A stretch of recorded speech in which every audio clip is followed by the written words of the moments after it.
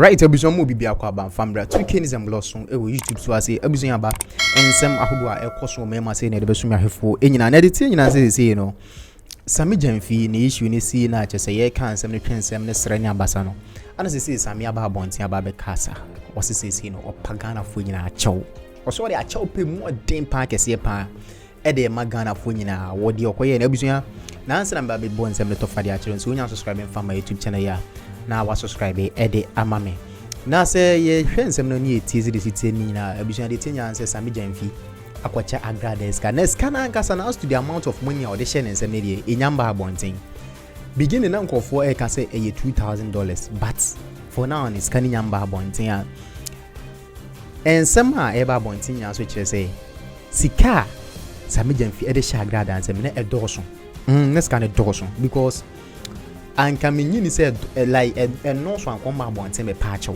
ke we ko be vance no lie ono nkasa na dim sika bi na ache because yenti bi da say obi be ko program bi ase na wo hu obi parliamentarians ayade ana say politicians ayade omo ye ne de bia omo ye omo ko program ase na omo twiska no ko force sa na yesa but the enti na Sammy Gyamfi dia ne ho aka adwa mu which means say sika no e doso ebeko ni akwa huti achew pansem ene nsem bia eno nso ni nyina efa chese Sammy Gyamfi ho ba betina sene di ho nkomo medin ede kwa am gentle imechi just what for kind of me the talent and a me di mechi and eja oyi the person and all kind dollars say it's 1,000 or say and of the man so the man na eja be so ba pa mi so mu.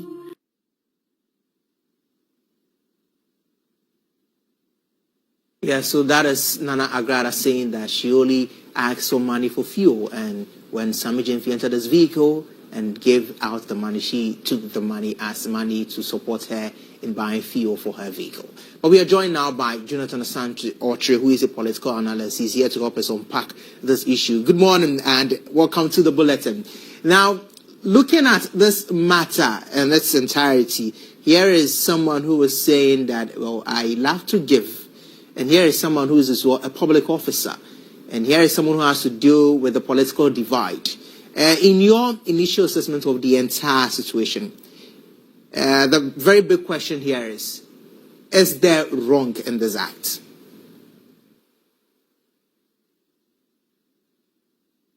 Well, thank you. The name is Dr. Jonathan Asante-Otre. Right, yes. So the point is that when you look at it from an ethical perspective, anything that you call good or goodness in itself must be good in and by itself. Once it draws some kind of public criticism or ethical issues are raised out of that goodness, then it means that it has not yielded the right result. And so, from an ethical perspective, you will say that everything is wrong about it. Especially when you look at the political terrain.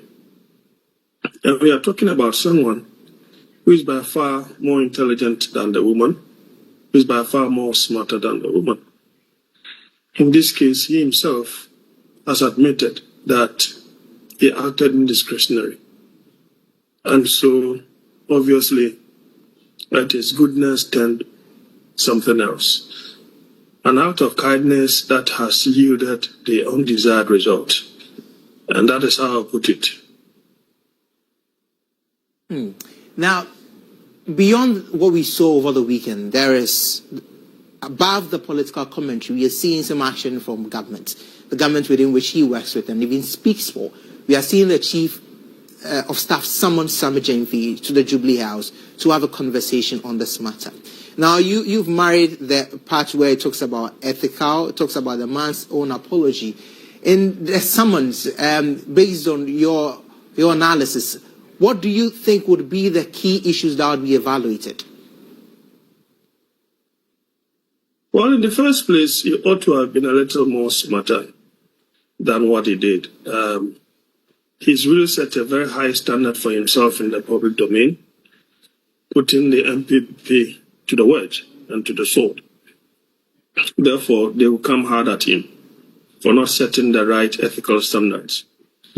So obviously, my hesitation has been to wait for what the presidency will do, especially owing to the fact that the president has really set a high standard, not only for his appointees, but for all Ghanaians, irrespective of being directly or indirectly appointed by the president. So that is a huge call on the presidency. It is just quite unfortunate. I felt that, look, whatever be the case, people will analyze this from different perspectives, and optically it doesn't look well for his political career as an individual. It does not in any way also bode well for the corporate entity that is called the NDC in government. So the call by the chief of staff or the summons by the chief of staff is in order, and some kind of reprimand will be in a good stead for the government, and especially the good name of the president. It is very difficult. I can appreciate that. Here is the case. Sammy Gyamfi is a darling boy or the person of the president and all the powers that be. But what he did is not good for the optics, for himself, for the grassroots of the party, for moderate Ghanaians. As for the MPP, they are going to take him to the cleaners, and also the elderly members of the party in government. It does not look well. It does not forebode anything good for them.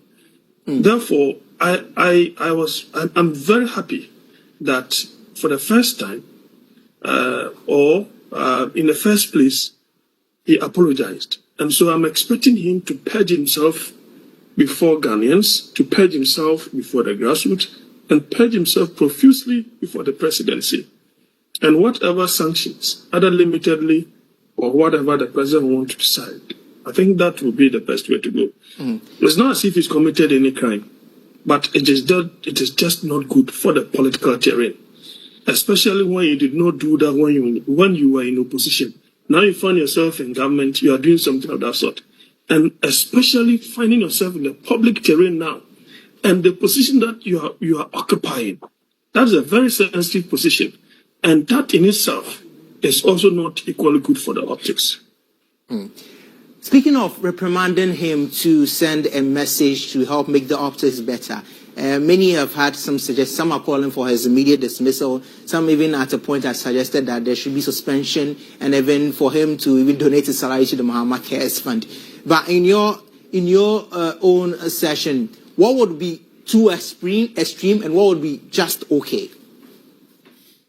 Well, that is the decision of the appointer. And the only thing that is important is the fact that within the public domain, the president is showing consistency.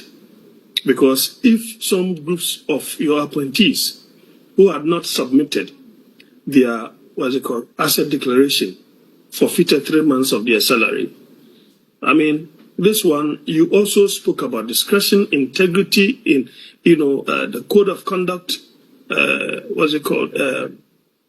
prescribes opulence. And this in itself is opulence of a sort. Because the woman concerned, the woman in the picture, in the video, is not somebody who is poor. Somebody who is suggesting to us that he gave his building to the NDC to facilitate their work. She is not poor. And I asked a certain question, if indeed the justification was the fact that she gave a certain building to the NDC and that she wants some kind of compensation or even fuel for that matter, she should have written to the national office that she should be compensated for having done A, B, C, and D. And so I do not know the extreme punishment, neither do I know the moderate punishment. What it should be in the public domain is that the president has demonstrated that consistency in terms of either some kind of sanctioning or injunction or reprimand, either publicly or something of that sort. But we also don't have to forget the fact that, look, the young man himself purged himself by apologizing profusely and unconditionally.